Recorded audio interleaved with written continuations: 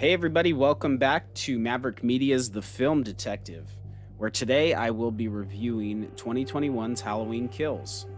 Before I get into that, I want you to do me a favor and subscribe to this channel if you haven't done so already. Down below in the description, you can find me on social media as well. Go ahead and do me a favor, follow me there. After this review, I would love it if you could give me a thumbs up. Go ahead and smash that thumbs up button, as they say, and leave me a comment. Let me know what you think. Whether you like it, dislike it, or maybe there was something I missed, I'd appreciate it if you pointed it out to me. That'd be fantastic.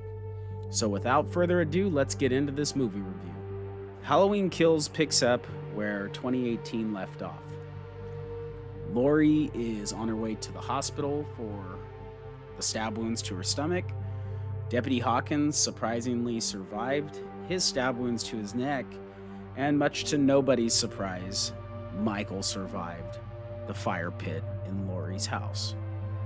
Once Michael makes it out of Lori's house with the assistance of Haddonfield Fire Department, he proceeds to go on a killing spree throughout the town of Haddonfield, which later on in the movie it's discovered that the trail of bodies he's leaving leads from Lori's compound directly to the Myers residence. While Michael's making his way through the town, killing people left and right, Lori and later Deputy Hawkins are laid up in the hospital bed for the entire movie. This was exactly what I saw coming when I found out that Kills was going to be a direct continuation from 2018. I said, in order to make this feel believable and feel real, Lori can't be doing the I'm taking a shot of adrenaline and I don't care about the stitches, I'm just going to attack Michael. And she couldn't do that. And that my fear came to fruition. She was out of the game. She sat in the hospital bed. She provided a lot of exposition. Her and Deputy Hawkins had kind of an awkward, flirtation scene. But she did learn that Michael was not after her, which I don't know how that's going to work for this third movie, because Michael essentially has no motive now.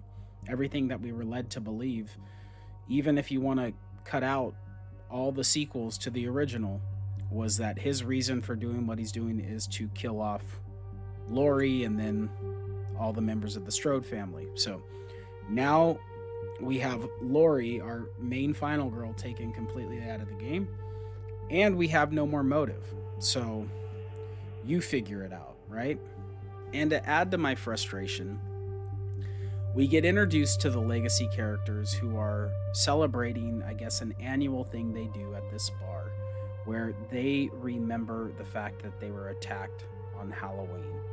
And as if we didn't get enough exposition throughout this entire movie, this is like the meat and potatoes of all the exposition. We get the flashbacks, we get their backstories, we get everything all over again.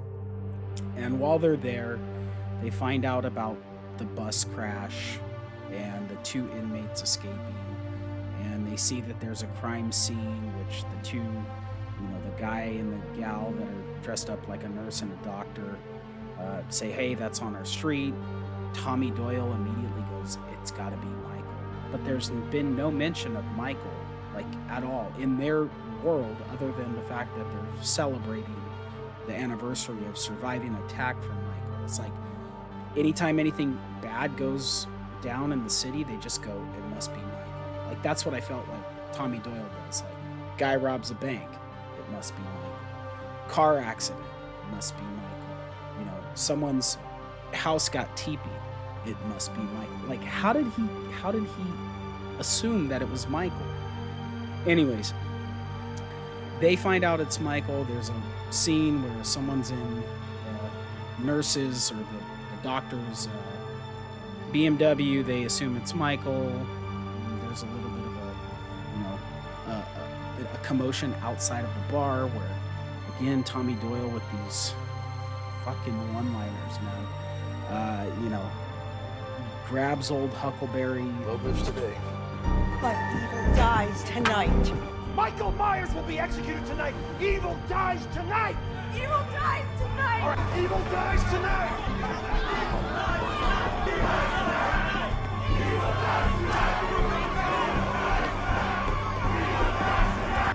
And we hear that throughout the rest of the movie.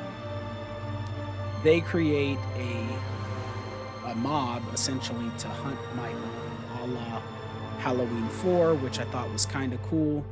But because we know there's going to be a third movie, no one should have believed that mob was going to pull off what they wanted to do. For me, I was sitting there going like, this is going to add to the body count. The most interesting thing about the mob was, how's he going to kill them all this time? So now they have their mob to hunt Michael. They're going up and down the streets, warning people to go inside. It's not safe, which I don't think it's safe inside if you just look at Michael's track record. But whatever. We spend a ton more time at the hospital, which there's a foot pursuit with the second inmate that escaped from the bus, where somehow he's 5'5" and he's as tall as he is wide, and people believe that that's Michael, as if they, didn't know that he was 6 feet plus and kind of slender. Anyways, there's that whole scene. We hear more evil dies tonight. He ends up jumping from a window and committing suicide because of the mob. And there's this weird B arc to this movie that it felt like that was misplaced. Like that was another movie that they took that storyline and put it in there from another movie. Michael's out doing his thing. They end up having a confrontation with him at a park. He basically takes everybody out with the exception of Lindsay and continues on his path to his house. Lonnie, Allison, and Cameron are the ones that figure out if you look at the body trail, which somehow they know where all the bodies are and the cops don't, it's leading back to the Myers residence. So they go to the Myers residence by themselves to go kill Michael. And then it gets even stupider because when they get there, Lonnie's like, forget the whole strength in numbers thing. You guys sit here with your guns in your hands, and I'm going to go in there by myself. Lonnie goes in there, and immediately you hear a gunshot, and yeah, he's done. That scene after that, where Michael takes out Cameron, is just crazy good. Probably my favorite kill in this entire franchise. Michael and Allison have their mini battle where Allison, I liked, she was a little crazy and I liked it. And her mom shows up with a pitchfork, gets Michael in the back, takes his mask, and Michael starts following her. Michael follows her through the neighborhood, through some little back alleyways, finds his mask on the ground, which we saw in the trailers, and gets confronted by the mob. And then we have the beatdown of Michael. I liked that. I thought that was super cool. But I knew that it wasn't it. I knew that that's not how this is going to end. How does he get out of it? So I figured, do they try to handcuff him and turn him into the cops? And he breaks out and starts picking him off. What is it? No, Allison gives him a knife to the shoulder blade where he's completely out of it, and you could have stabbed him in the head. You could have bashed his head in with old Huckleberry. You could have done a million things, but you just took his kitchen knife and stabbed him in the shoulder. That was great. So, yeah, and then Allison and her mom are kind of hugging each other. Karen looks up, sees young Michael in the window, goes up there, and as she's looking out the window, Michael likes to look out, or always stared out. Michael pops out from behind her and recreates the psycho slashing scene in the shower, and we are left to believe that she's dead. Now, I know there was an alternate ending that didn't make it. They left that on the cutting room floor. sounded a hell of a lot more interesting. I have seen the footage from it, and I don't know why that didn't make it, but I guess maybe it's because of the whole 4 years later. Halloween Ends is supposed to take place, and they thought that maybe they were confused. Maybe they had a bunch of different directions they wanted to go, and they just figured, no, we're going to get rid of this, and we'll build the suspense for Ends. So essentially, that is a quick summary of the movie. Now I'm going to get into what I liked and what I didn't like. All right, so as I did with my Scream 5 review, I'm going to do my dislikes first, and then I'll follow that up with my likes, just so we can end on a positive note. But I will tell you, I will be upfront, there are not a whole lot of things that I liked about this movie. As for my dislikes, you'll notice a theme with any review that I do. Continuity is a big issue of mine. The other thing is common sense. And I know common sense is not as common amongst people as we think, but it's like, come on. We could do this so much easier and make it feel so much more real if we just got these little things right. So opening the scene, or opening the movie, the opening scene, we have Cameron walking through, looks like maybe the baseball or soccer field of the school, and he's leaving his buddy a voicemail asking where he and Allison are, saying that he screwed up and he wants to try to make things right. Cameron left a bad taste in probably everybody's mouth in 2018, and I felt like he did a pretty good job of redeeming that in this movie. But as he's walking through, he gets off, he finishes his voicemail, and he sees the body of Deputy Hawkins on the ground. He starts screaming for him, hey, you all right? Eventually hops the fence, shoeless, which I don't know if you've ever hopped a chain link fence without shoes on. That is so freaking painful. But anyways, that's not the common sense thing I'm talking about. He goes and he's trying to check to see if he's okay. Deputy Hawkins pops up, which, like I said, was a surprise for me. I thought he was a goner for sure. And he smartly applies pressure to the wound, right? He takes off his scarf, applies pressure to the wound, but then he starts screaming for help in the middle of nowhere, in the middle of the night, in the middle of nowhere. He's screaming for help as if somebody's going to hear him. I didn't see any houses. I didn't see any car lights. It didn't look like it was a busy street. He's screaming for help. He just got off the phone. Like he just got done leaving his friend a voicemail. You would think common sense would prevail, right? Oh my God, this dude's been stabbed in the neck. I need to call the cops. Thank God I have a phone, because I know that because I just got off of it. So that was one thing just to start off. I was like, God, that's so stupid. So I don't know what is going to be with the Halloween Ends movie, but I really, really hope that they, pony up some extra cash and bring in some just half decent writers, because it's going to be better than this. Okay, so on to the next thing that I didn't like, and this goes back to the common sense thing. I really did like Sandra and her husband. I thought her husband was funny, and I think he was from Rescue Me, if I remember correctly, but that freaking guy, he had a few lines, and they paid off. His execution was hilarious. The Lucky Stripes comment, after your mother borrowed this sleep app machine, it smells like freaking Lucky Stripes. That was funny. So we get to their house, and I believe she was the person who worked at the cemetery in 18 when she showed the podcasters where Judith Meyer's tombstone was. And Michael, I'm assuming he went to and was using like bandages in their bathroom, because after the final showdown with Laurie in at least 2018, his fingers were blown off, and when he comes out, he's got fresh bandages around his left hand, or at least where the fingers were. So I'm assuming he was in their bathroom bandaging up. He proceeds to kill them, which again I thought was, I liked that scene. So I'll get into that in a little bit.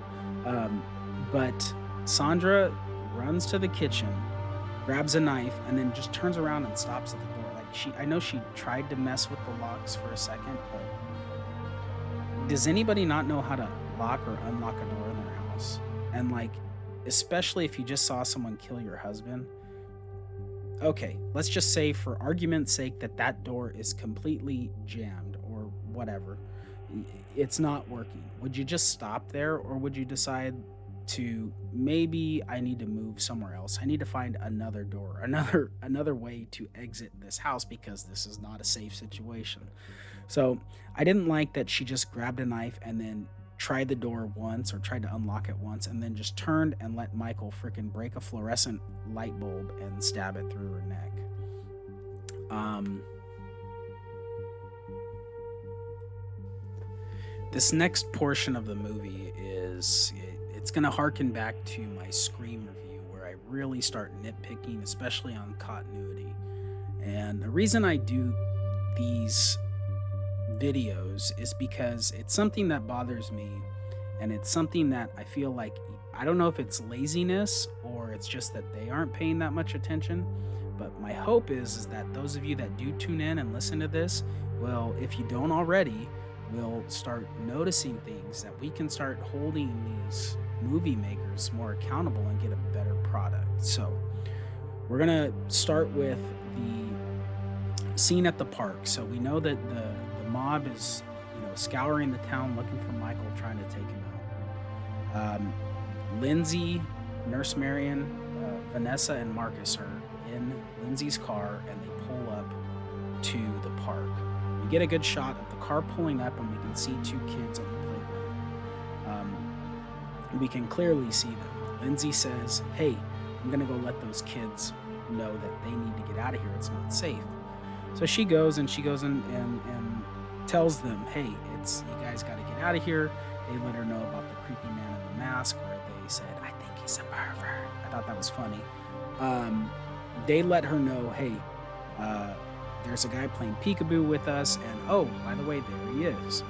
Lindsay sees Michael behind her car, where he recreates the 78 scene. He climbs up on the car.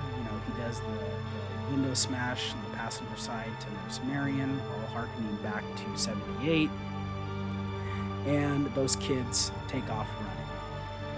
Lindsay picks up one of their, it looked like a pillowcase that they were using for a trick-or-treat bag, and starts filling it with the most amount of bricks you could probably fit into a pillowcase, because it took her literally like 10 minutes to get back to the car to smack Michael in the face. Meanwhile, Michael is on the roof.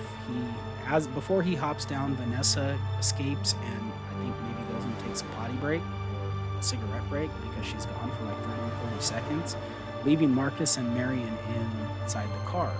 We get another god-awful one-liner where Nurse Marion just becomes, makes my skin crawl with, "This one's for Dr. Loomis," and then click, no bang, click, no bang, click, no bang, and she's dead.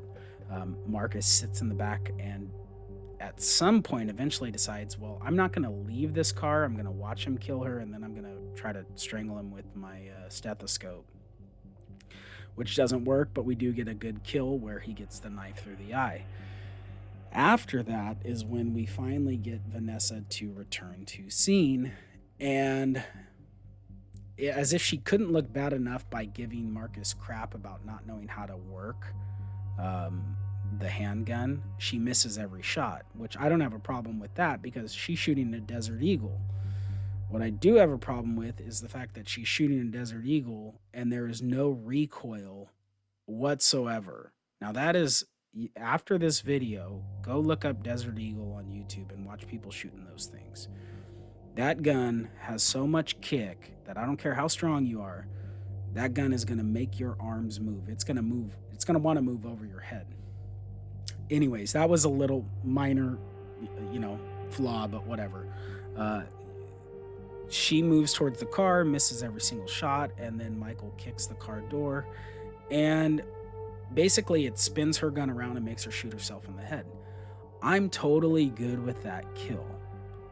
If this is a John Wick movie, that is a misplaced kill. That is something that you should see in any action movie and not in a slasher movie. So I didn't like that. Lindsay returns, and her and Michael have a bit of a, back and forth where she cracks him with the pillow full of bricks and the pillowcase full of bricks, and he pins her up against the car, starts choking her. She removes his mask partially, which gets Michael off of her, and she takes off running. Michael immediately pursues her from the car all the way through the trees, but at some point loses her because she slides down towards the creek, and she does her best Arnold Schwarzenegger impersonation from the movie Predator, where she's up against the bank and she's trying to control her breathing and not be discovered by Michael. So I'm all good with that. Michael's kind of looking to his right, looking to his left. You can hear him breathing. He's trying to see where Lindsay went, but at a certain point, he cuts his losses and says, hey, you know what? I'm going to get her next time. There's going to be a next time. And he crosses the bridge and walks through what looked like a neighborhood. All of that part is fine. What really bothered me was Tommy finds Lindsay's car at the park. And shortly after that, Lonnie, Allison, and Cameron see Tommy looking at Lindsay's car.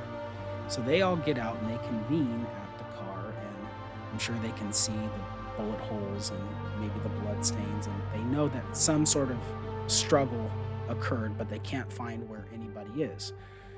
But we just saw that it is very, very possible to see somebody playing on the playground from where Lindsay's car was. But somehow none of them saw Nurse Marion's body in a freaking like bright green witch mask hanging from the swing set. It's like 80 feet away. You couldn't see that. You couldn't see the two bodies spinning in circles on the other playground equipment. You didn't see that. One of them was wearing a bright orange jack-o'-lantern head. Nobody saw that. Those are the stupid things where I'm like, dude, why? Why do we make our characters so dumb in movies? I don't like that.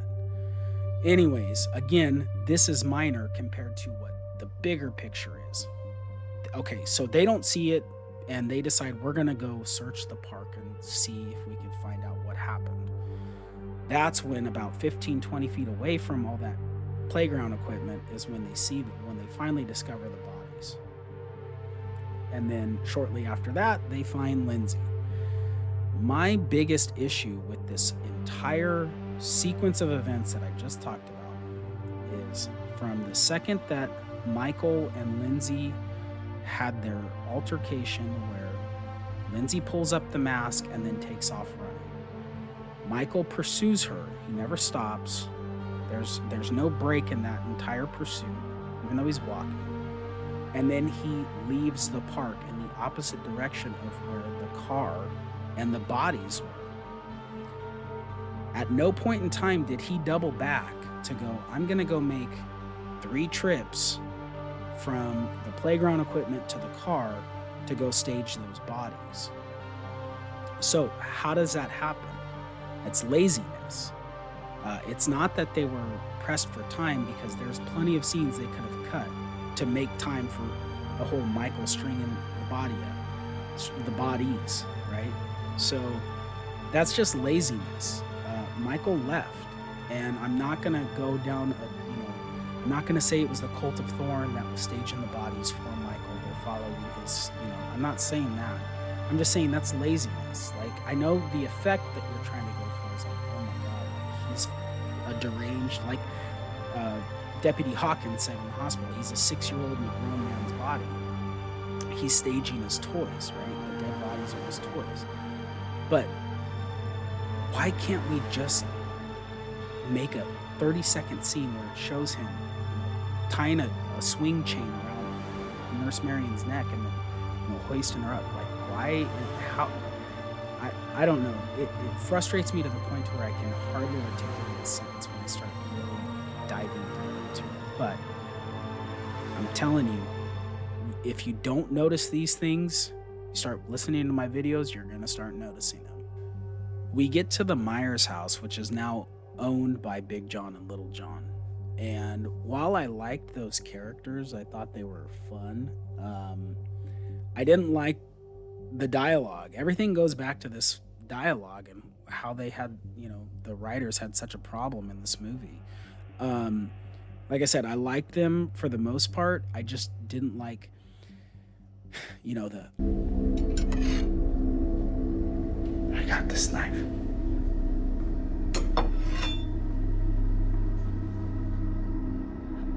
I got this knife.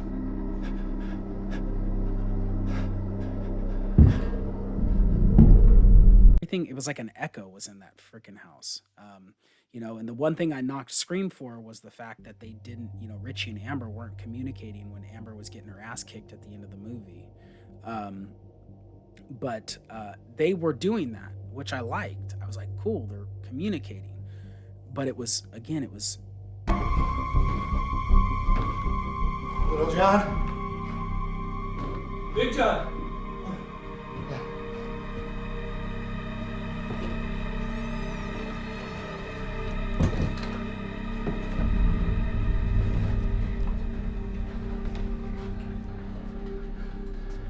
Little John?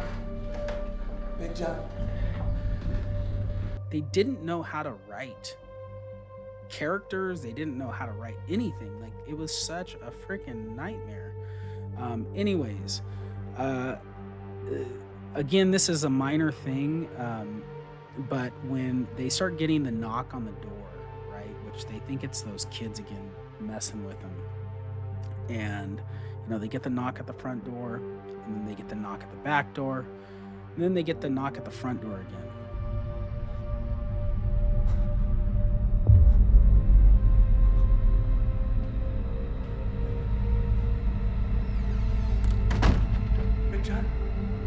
They discover that somebody's in the house, right? Little John goes to the kitchen and sees that the back door is now open, and they have that, bloody Ninja Turtle handprint on the wall. And he said, "Hey, someone's in this house, and it's not a kid." Well, when they were at the front door, Little John was standing right in the doorway, like he was right there, like in the house, and he was 4 or 5 feet away from the front door. I just don't know why we have such silly things like somehow Michael made it in the house and literally walked right past Little John up the stairs and was never seen or heard. Why do we have to do these things? And maybe I'm crazy. You can say that in the comments below if you feel that way, but it's just like, it would be more believable had they switched it around. Had they got a knock at the back door, then a knock at the front door, then a knock at the back door, and they're at the back door, and then they see the bloody handprint right at the front door, which is a quicker way to upstairs, because then they go on their search, and Michael's up looking through his sister's bedroom window again, which, let's just get into that. So Big John bites the big one first out of the two of them, which I liked the armpit stab. I think that's the first time I can recall in a horror movie where I've seen someone stabbed in the armpit. The eye gouge was cool. Those practical effects were cool.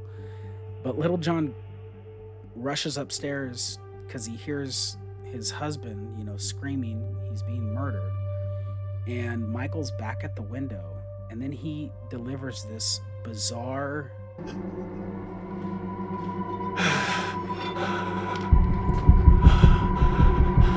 Michael.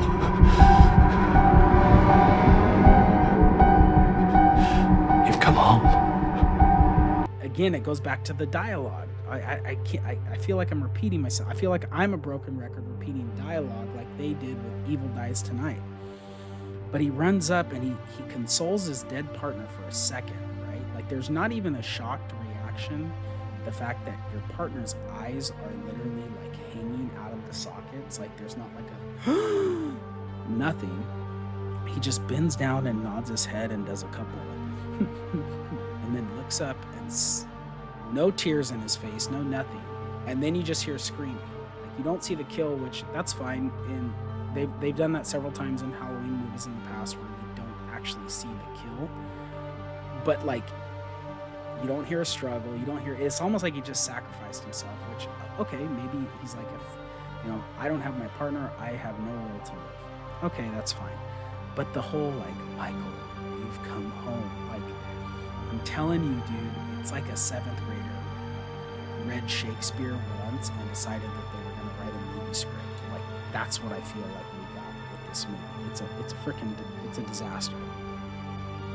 And for the last, for my dislikes, Lonnie has basically come to the conclusion that Michael is going home, and he's made that decision by having an old Haddonfield map and marking areas where bodies were found, and has deciphered that that's where he's headed, which is awesome, and that's great intel that you should probably have shared with the cops and not your son and his high school girlfriend. Needless to say, instead of calling the cops and having that place completely surrounded by people with firearms, you would rather just have a couple teenagers with you as your backup. They go to the Myers house, and Lonnie says, stay in the car. So again, like I said, instead of having strength in numbers, he's like, I'll just do this myself, which I guess is noble. He doesn't want to put them in harm's way, but like, they ended up doing that anyways without you there. So Lonnie leaves, they sit in the car, and when he gets to the house, he knocks, right? Which you would think, okay, well, maybe he's wrong and he doesn't want to get shot or shoot somebody who's just in their house minding their own business. But he knocks, right? So he's announcing that he's coming in. From the second that he gets through the threshold of the door till you hear that panic shot, right? Which is obviously, we can conclude that Michael had popped up on him. It's 10 seconds. 10 seconds goes by.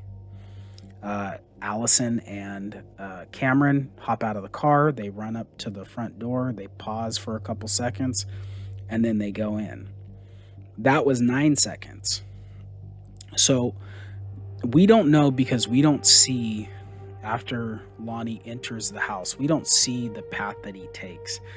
But if you're searching a house, right, even if it's your house and you feel like somebody broke in and you're not waiting for the cops, like, you're not going to head straight upstairs. You're probably going to veer off to the right or to the left, whatever room is closest, just to try to sweep that and make sure nobody's inside. I'm assuming Lonnie was downstairs. And now, from the second that you hear that shot, there's only 9 seconds before Cameron and Allison get inside that house. So I am supposed to believe that in 9 seconds, and I know Michael's he's strong and he's hard, arguably unkillable, but in 9 seconds, Lonnie's a big boy, tossed him over his shoulder, walked him up the stairs, pulled the attic access latch, and then shoved him up there in 9 seconds, and then snuck off into the little fold-out hallway closet area, only to pop out on Cameron a short time after. There's no way. And you can say, well, okay, there's a lot of time where Cameron and Allison are searching the downstairs area first before they go upstairs to search, that he could have done that. But again, how do you not hear? Michael's a big dude, and not only that, now he's got another big dude that he's trying to wedge up into an attic access, yet nobody hears this. The timing is off, the logic is off, and it really bothers me. Oh, and since we're here, now that I'm thinking about this ending scene, as if we didn't have enough exposition, right? Like I said, I know I sound like a broken record, but this movie just broke me. Karen just delivers the biggest buzzkill of this portion of the movie. So we're on a high note, right? The Lonnie thing bothered me, but maybe doesn't bother a lot of people, just me. Cameron gets killed, which is freaking the best kill, right, in this movie and in this franchise, in my opinion. Um, Cameron gets killed, and we think Allison's about to bite the dust, right? And she's screaming, "Do it!" And that was, I think, her cue to her mom to take that pitchfork and stab Michael. And she does. You know, she fork stabs the crap out of Michael and pins him up against the stairs. And then when Michael's trying to get up, she does a Edward Norton style stomp job on his face, and it looks like something breaks, right? Like his jaw or something, or dislocates. And she pulls the mask off, and I'm like, cool. Karen's getting cool again. She was cool at the end of 18, and now she's getting cool again. I'm starting to like her again. And then she delivers this line, you know. I'm an innocent woman, just like your sister was. It was Halloween night. She was in her bedroom. And it was right here. Your house. Can you feel it? All that good momentum that was just got built up is gone. And then she takes off running. And I don't understand these decisions. And I don't understand how someone, if this was my movie, number one, I don't think I could, I think I would be cognizant enough on the set to be like, dude, we need to fix this. But like watching the final product, I just don't understand who listens to that and says, that was beautiful. Like that was it. Like this shouldn't have been written any differently. So anyways, yeah, this is all my dislikes, and now I'm going to get into what I liked about this movie. Before I continue, let me stress to you listening that I do not hate Halloween as a whole. I don't like this movie, and I'll lay out to you why I don't. But Halloween is my favorite horror movie franchise. Halloween and Scream.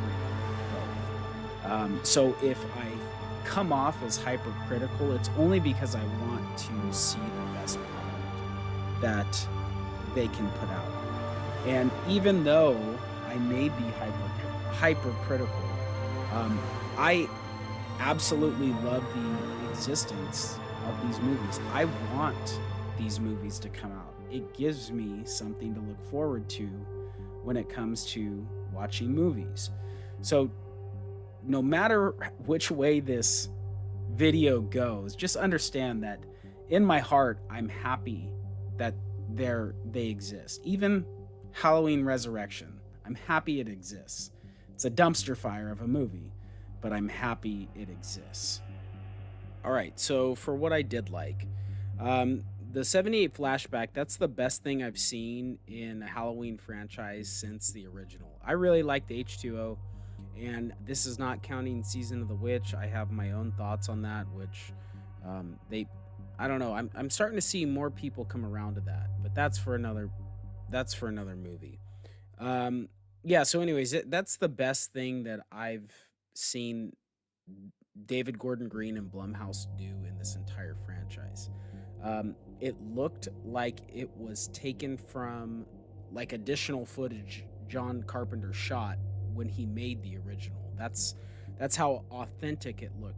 Michael's mask was great, by the way. Christopher Nelson, that guy's an absolute beast. He's so good at his Myers masks have been great. The practical effects in both movies have been fantastic. That guy, he should be hired for everything in my book. But yeah, I loved it. I liked that they continued like the continuity between the little one-liner that the deputy had made to Loomis in 78 about the dead dog, and then they make the similar, I shouldn't say not the same, but they make a similar comment referencing, hey, there's a dead dog in here.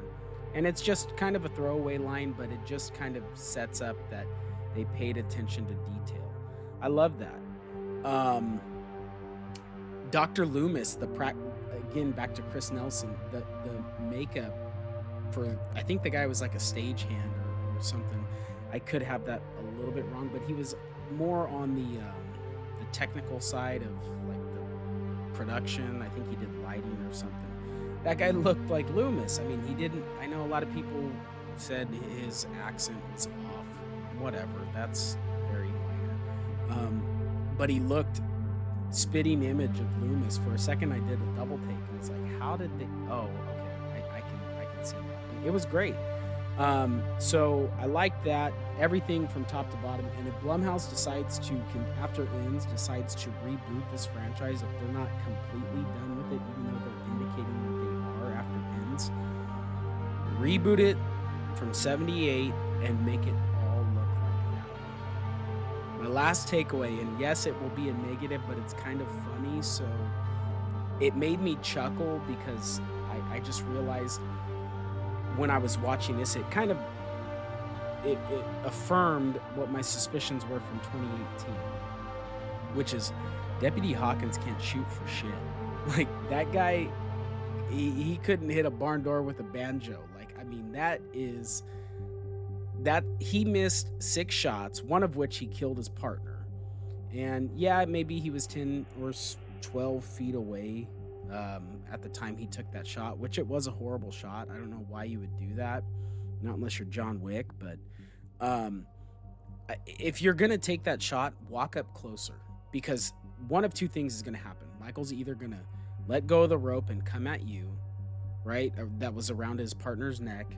He's gonna come after you, and he's gonna let go of the stranglehold that he has on your partner, and you get a better shot. Or you walk up straight and put the gun straight to his head and you pull the trigger. Now, I know we wouldn't have all these movies and it would have ended right there if that was the case, but I mean, that's an awful shot. Then as he's walking down the stairs, boom, he misses 5 shots after he killed his partner, which in 2018, I think after Michael killed the babysitter, he missed another 3 shots. So it was funny because I was watching, and it was probably around the 3rd or 4th time I saw it that like it really kind of clicked in my head. It's like, dude, this guy, like, he skips the range quite a bit. You know, he's too busy playing pinball and, you know, slurping slushies, and he's not practicing. He's not practicing on his aim. But anyways, no, the 78 flashbacks, that's as good as this franchise has been. So it was good seeing some of the legacy characters come back. I know we only had two of the 4 that were brought into this movie were actually from the original, but I like them bringing them back. I wasn't crazy necessarily about how they were utilized or underutilized, but I did like having them back in this. It showed kind of Haddonfield, even though 40 years had passed, more or less has kind of stayed the same. I also liked Michael versus the firefighters. The scene where the roll-up door goes up and the firefighter's like, "Oh, F."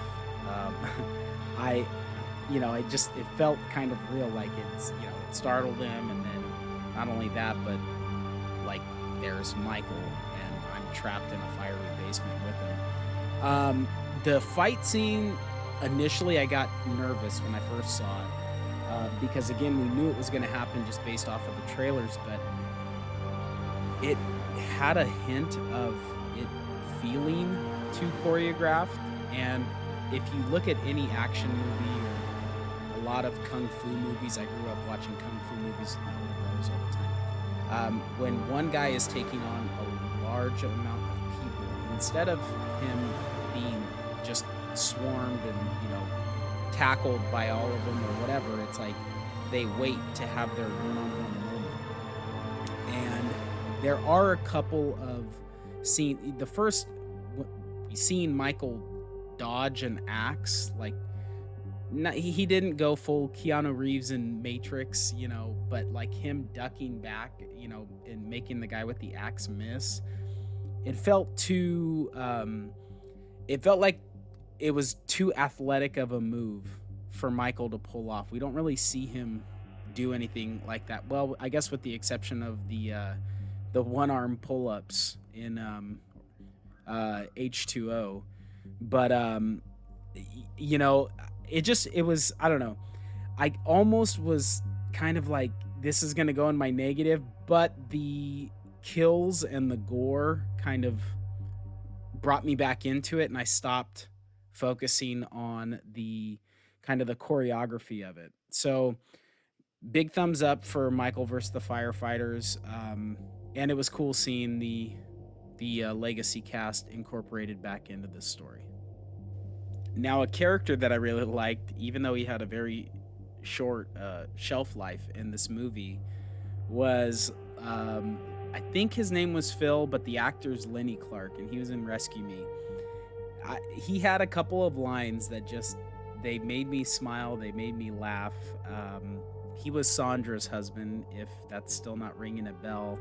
Um, but you know, first when he comes down the stairs with his sleep apnea mask, and he's complaining to his wife that, you know, the mask smells like Lucky Stripes, which, for those of you that don't know or aren't old enough, or I'm not a smoker, but I do happen to know those were cigarettes from, it seems like, a million years ago. You know, complaining that ever since her mom used his mask, it smells like Lucky Stripes. That was funny. And then the other line where, after his little their little helicopter, what, I don't even know what those things are called, but their mini drone, there you go, flies into the bathroom and then gets tossed out, and he goes and checks it out, where he's like, Sandra, there's a big fella in the bathroom with a monster mask. I don't know why, it just, and sorry, that was a horrible impression of him, but that just, I cracked up, you know. And it's nice in movies that kind of keep you on the edge of your seat, or you know, have a lot of violence in them, where you get that kind of levity, that comedic break. I do appreciate those. So I wish he was in it longer, but he was funny. And just to weigh in on, I heard a lot of people were not thrilled about the overkill Michael did, where he was basically treating his back like a pincushion in the kitchen.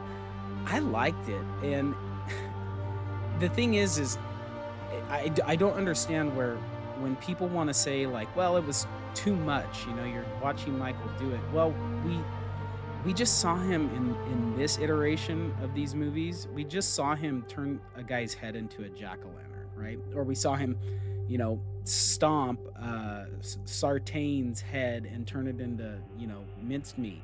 Like, the only difference is a lot of times in these movies we'll see what was left, right? We won't see the death, but we'll come back to it, you know, where the cops are showing up on the scene or someone stumbling across it, and we'll see the body that's got a you know, a shit ton of kitchen knives in their back.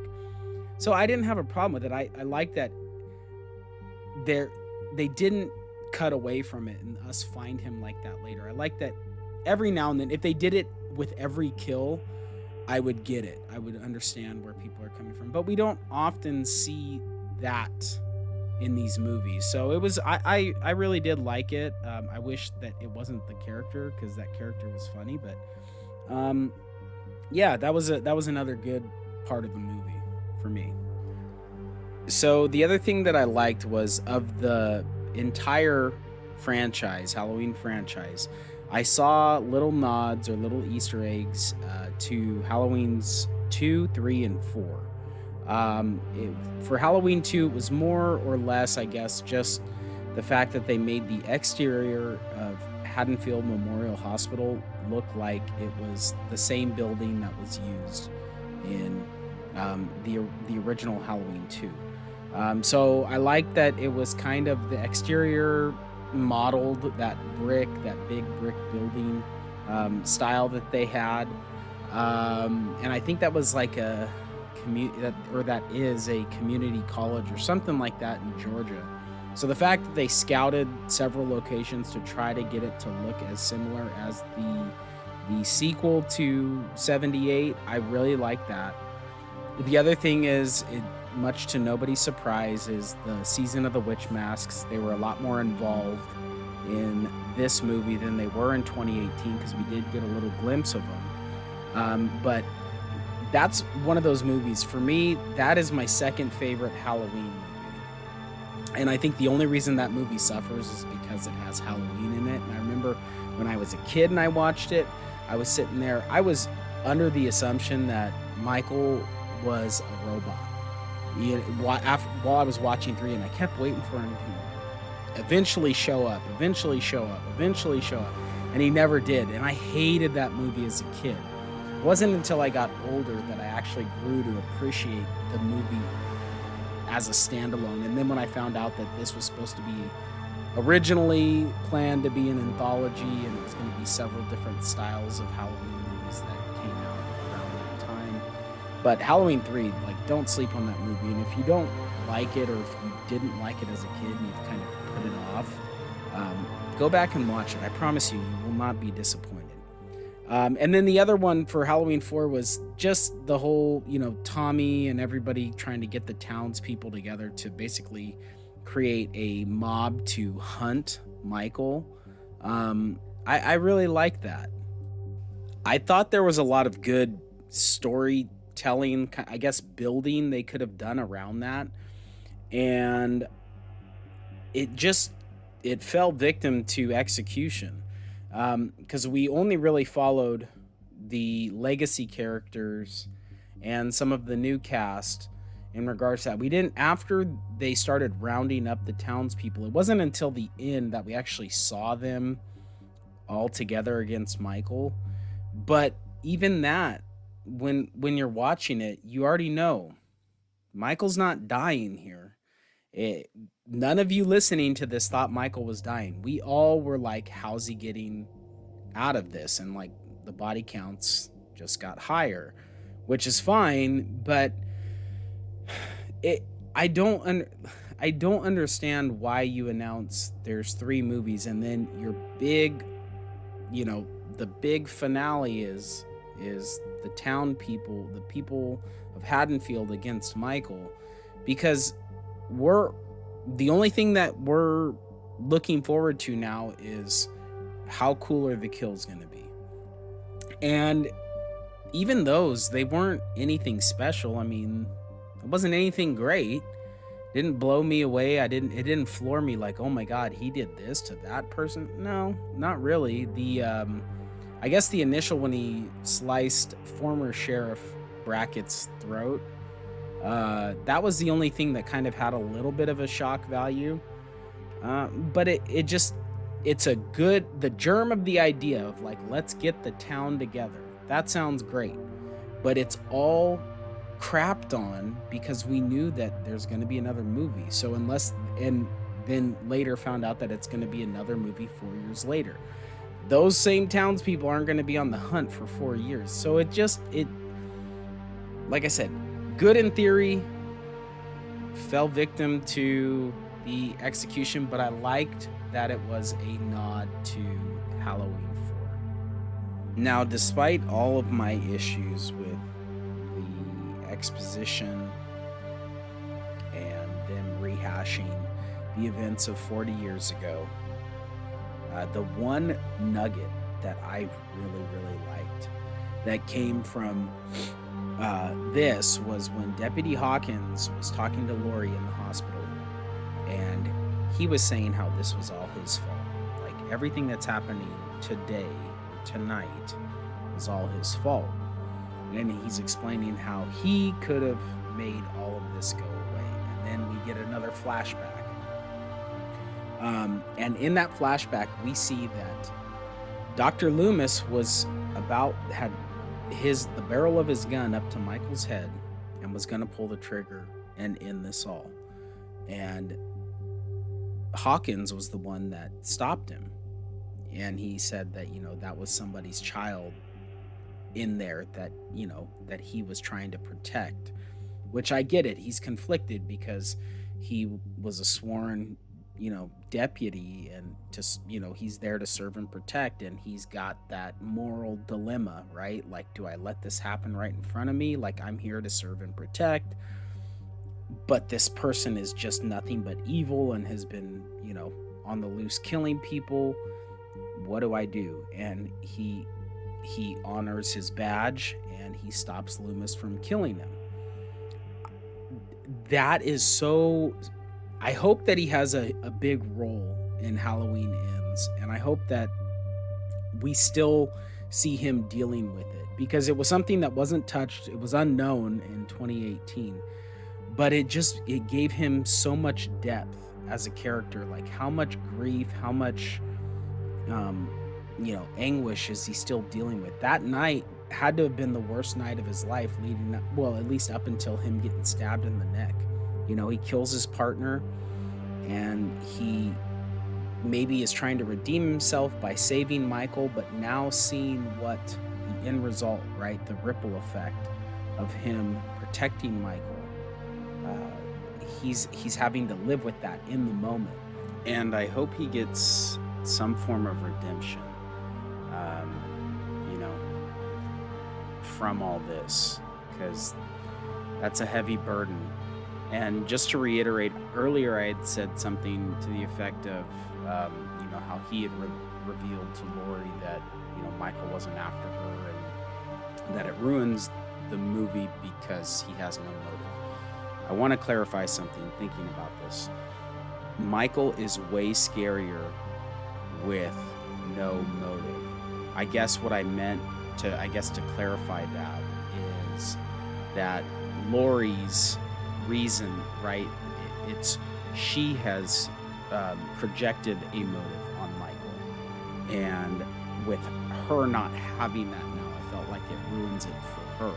But for me, like, I know there's speculation about a radio tower and all this stuff. I hope that it's just like a key landmark in Ends, because Michael just killing just to kill, or just because he's pure evil, that's enough for me. I don't need a crazy explanation as to his motive, as to why he does this. So I'm gonna cap this off with what I liked the most, and it was towards the end where Allison and Cameron are searching for Lonnie inside the Myers residence, and Cameron finds his dad, or he finds blood drops, and then sees his dad up above him, and gets attacked by Michael. And Allison hears the altercation in the hallway and comes out and tries to crack off a round at Michael, but he gets his hand on the barrel and kind of pushes the shotgun off to the side and disarms her. Allison so fluidly just reaches right for her belt line, grabs the big kitchen knife that she has, and just starts jabbing Michael in the abdomen with little to no effect on him. But just watching that transition where it's like, my primary weapon's gone, what's my secondary? Boom, knife. And she just starts giving him stabs to the abdomen. I really liked that. I thought, like, I was so hoping that she was gonna get the best of him, maybe have him stumble back so she could try to, pull Cameron, to somewhat safety before he comes again. But anyways, it doesn't have any effect, and she gets her head smashed into the banister and then thrown down the stairs. And then we get to Cameron's death, which I've seen every Halloween movie. I've seen all of them, including Resurrection, so many times it's hard to count.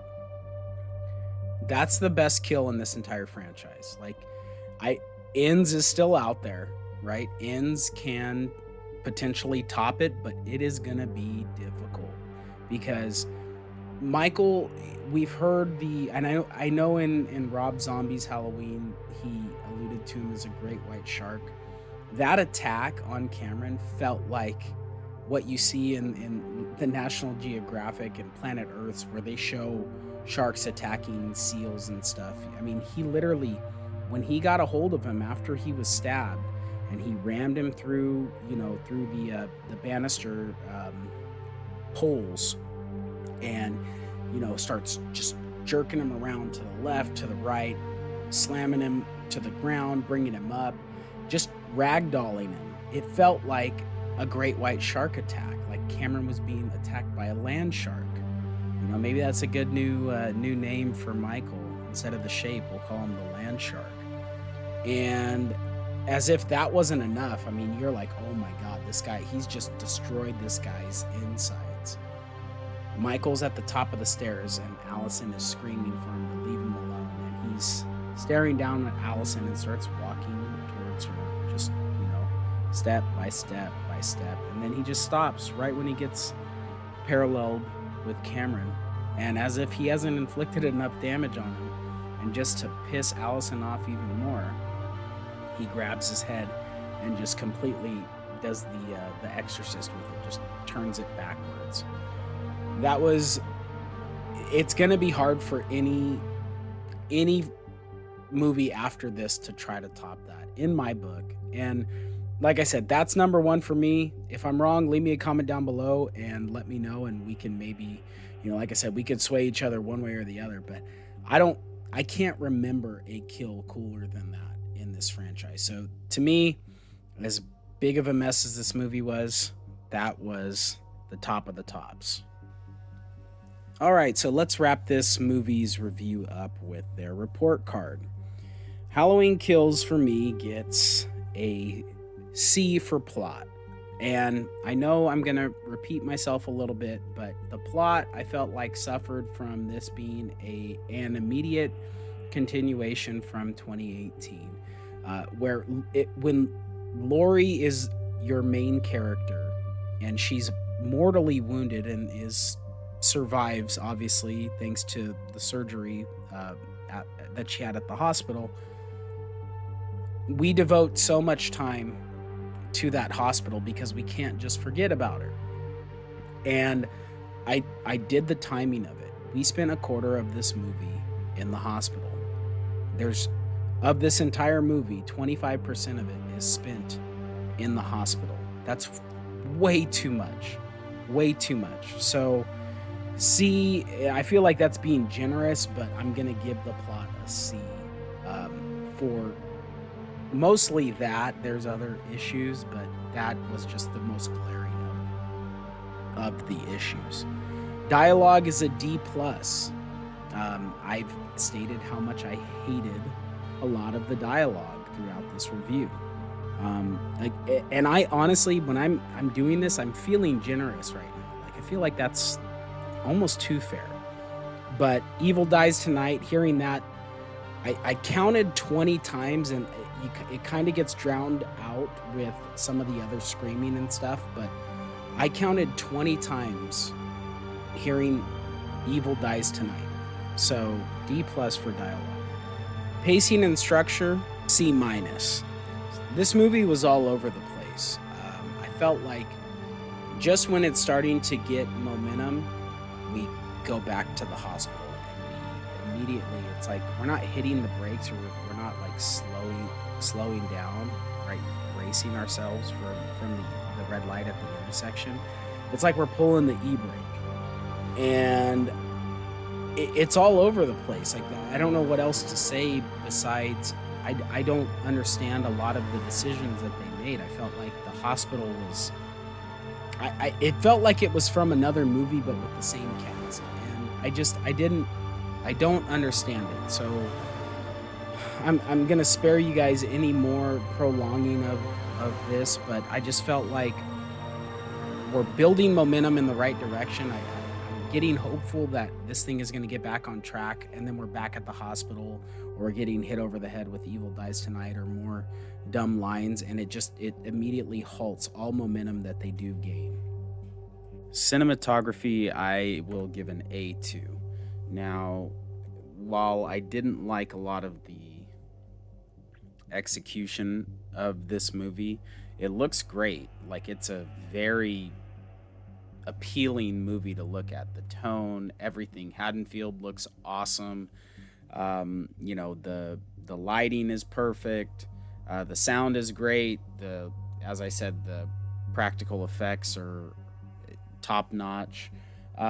This is a fun movie to look at. Um, Honestly, it's sometimes when I'm here working in my man cave, I'll have the volume down and I'll just have it playing on the screen, especially while I was kind of working on this video.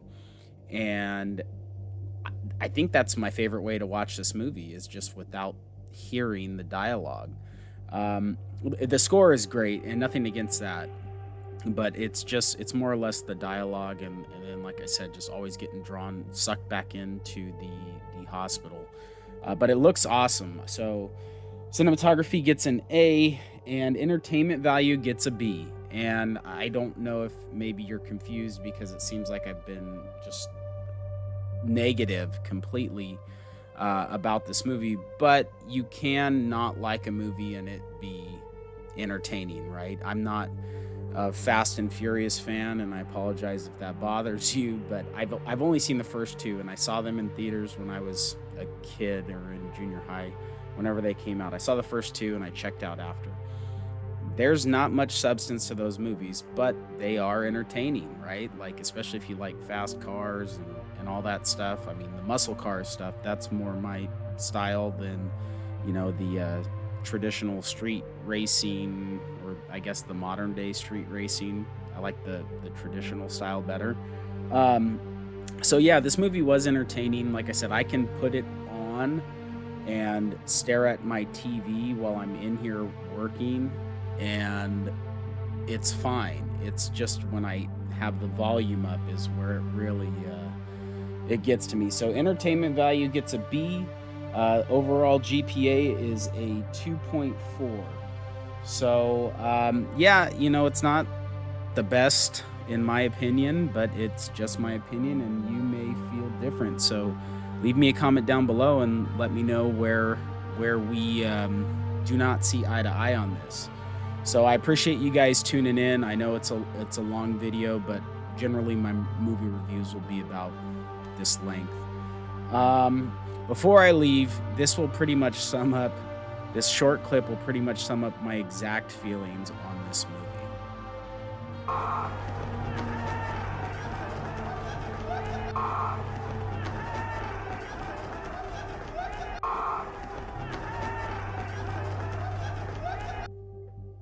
All right, everybody. Well, yeah, again, thank you for tuning in. If you haven't done so already, subscribe to my channel. And I plan on having a new review coming out here in the near future. So I appreciate it. You guys have a great day. See ya.